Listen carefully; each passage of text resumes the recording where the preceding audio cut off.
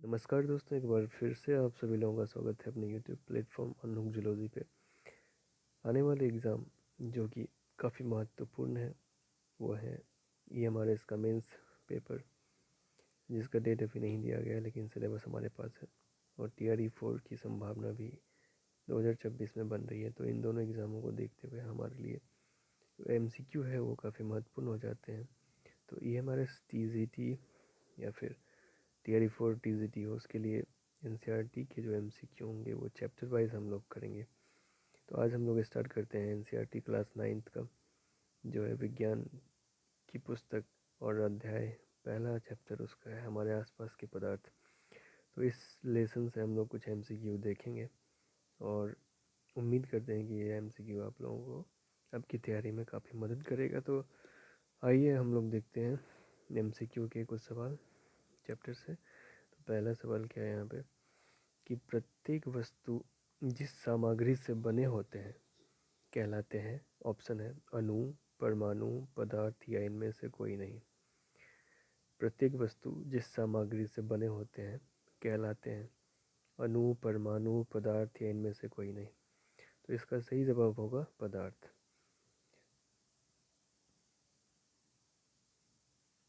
ये अब देखते हैं अपना दूसरा सवाल, जो कि है दूसरा सवाल है कि पदार्थ के कणों के बीच डैश होता है। ऑप्शन है हवा, पानी, रिक्त स्थान या इनमें से कोई नहीं।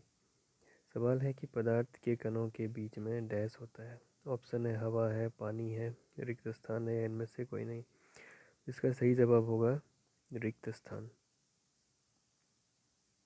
एक बार फिर से सवाल को देखते हैं कि पदार्थ के कणों के बीच डैश होता है, तो सही जवाब होगा रिक्त स्थान।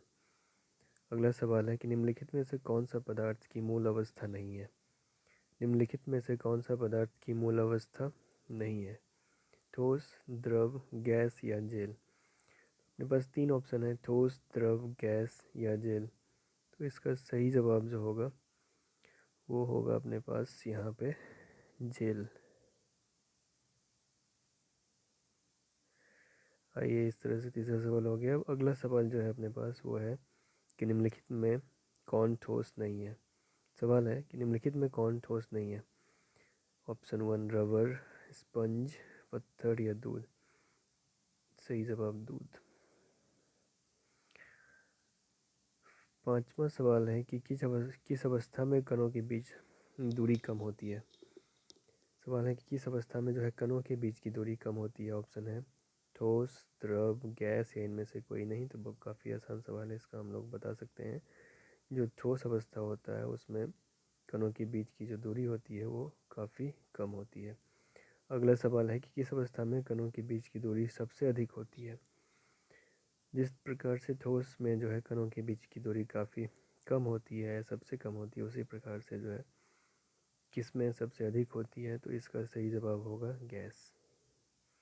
जी हाँ, गैस। अगला सवाल है किस अवस्था में कणों के बीच आकर्षण बल सबसे अधिक होता है। ऑप्शन है ठोस, द्रव, गैस या इनमें से कोई नहीं। तो इसका सही जवाब होगा ठोस।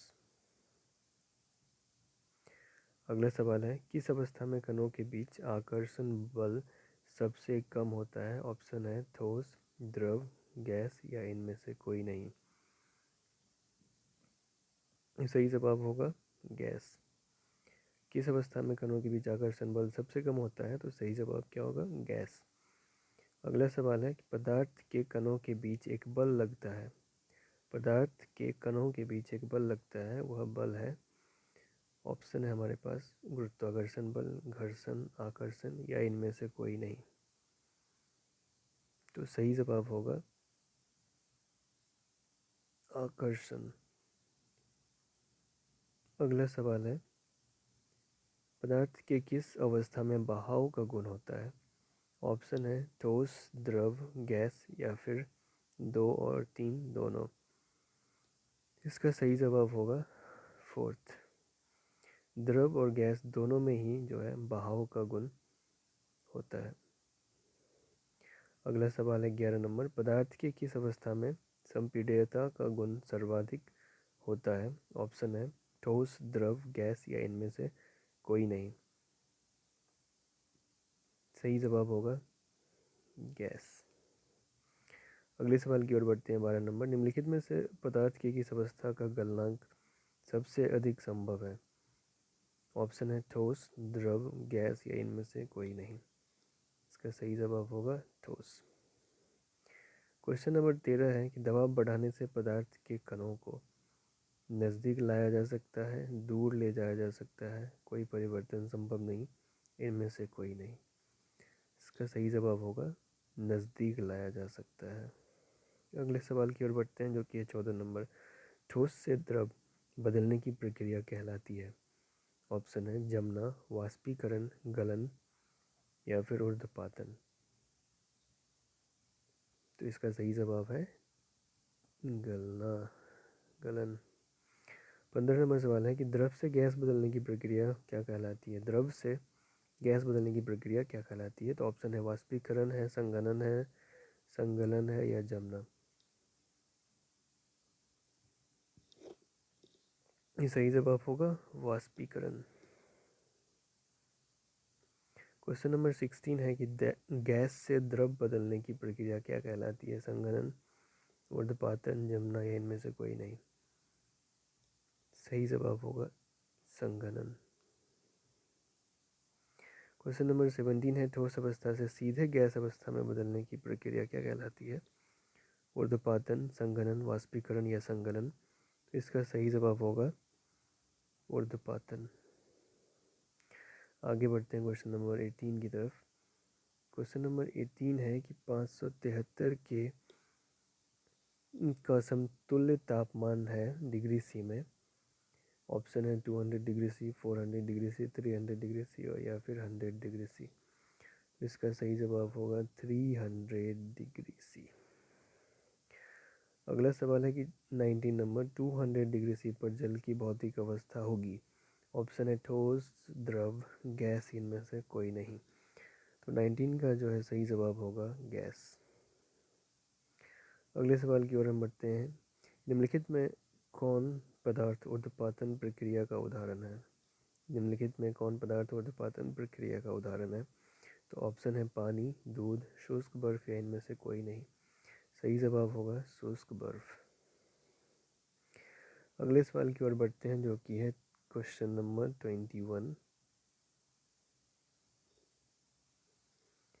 निम्नलिखित में से किन कणों के बीच सबसे कम आकर्षण बल होता है? ठोस में, गैस में, द्रव में या फिर इनमें से कोई नहीं।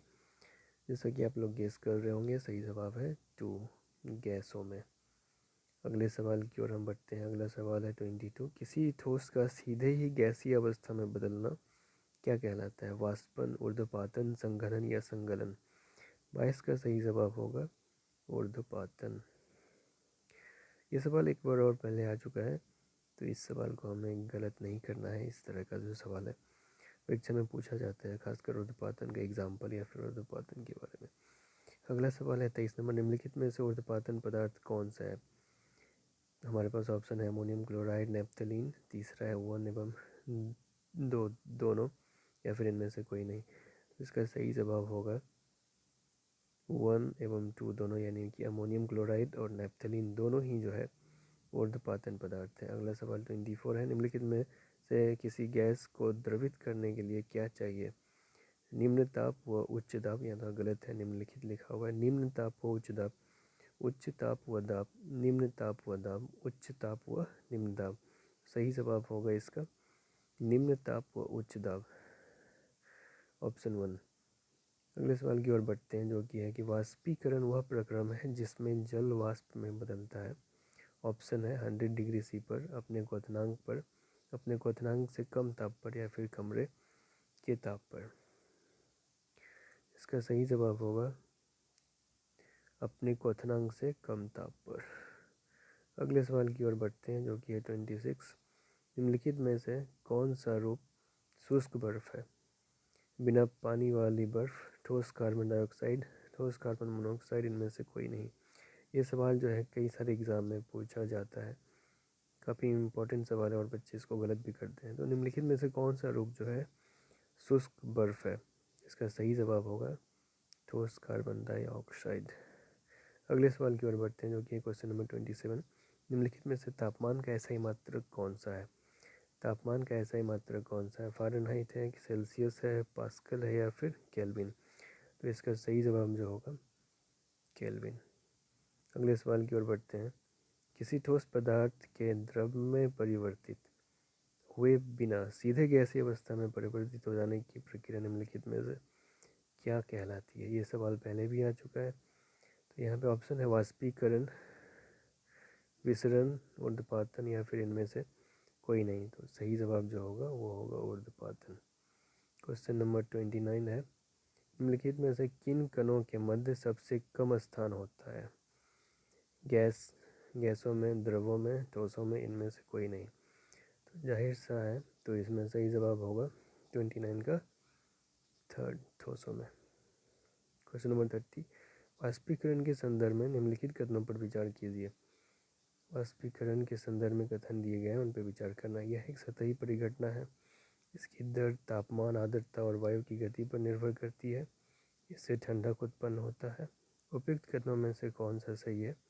तो ऑप्शन दिया गया है केवल 1 2, केवल 2, केवल 3, या फिर केवल 1 2, या फिर 1 2 और 3 दोनों।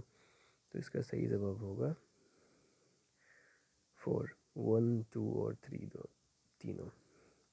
अगला सवाल है। निम्नलिखित में से किसे तरल पदार्थ कहा जाता है? गैस व द्रव, द्रव व गैस, ठोस व गैस, ठोस द्रव व गैस।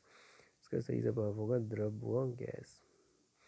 अगला सवाल है। निम्नलिखित में से किसे बहुत अधिक संपीड़ित किया जा सकता है? तो ऑप्शन है ठोस को, द्रव को, गैस को, या फिर इनमें से कोई नहीं। तो 32 का जो सही जवाब होगा गैस को अधिक संपीड़ित किया जा सकता है, ये सही जवाब होगा। अगले सवाल की ओर बढ़ते हैं, जो कि है 33 है। निम्नलिखित में बर्फ़ का गलनांक 0 डिग्री लिया गया है। फ़ारेनहाइट पैमाने पर, केल्विन पैमाने पर, या सेल्सियस पैमाने पर, गैलीलियो पैमाने में। तो 33 का जो है सही जवाब होगा वो सेल्सियस पैमाने में बर्फ़ का गलनांक 0 डिग्री लिया गया है। अगला सवाल है 34 नंबर। निम्नलिखित में से किसका आकार व आयतन निश्चित नहीं होता है? किसका आकार व आयतन निश्चित नहीं होता है? ठोस का, द्रवों में, या फिर गैसों में, या इन सभी में? तो 34 का जो है सही आंसर होगा गैसों में। अगले सवाल की ओर बढ़ते हैं। निम्नलिखित में से किसे रसोई घर में प्रयोग करते हैं? रसोई घर में किसे प्रयोग करते हैं? एलपीजी, एमआईसी, या फिर सीएनजी, या फिर उपयुक्त सभी? तो 35 का सही जवाब होगा एलपीजी। अगले सवाल की ओर बढ़ते हैं कि वाहनों में प्रयोग की जाने वाली गैस कौन सी है? अर्थात वाहनों में कौन सी गैस का प्रयोग किया जाता है? एलपीजी, माइक, सीएनजी, या फिर उपयुक्त सभी? तो 36 नंबर जो सवाल है उसका सही जवाब होगा सीएनजी। वाहनों में सीएनजी का प्रयोग किया जाता है, जो कि पर्यावरण की दृष्टि से अनुकूल भी है।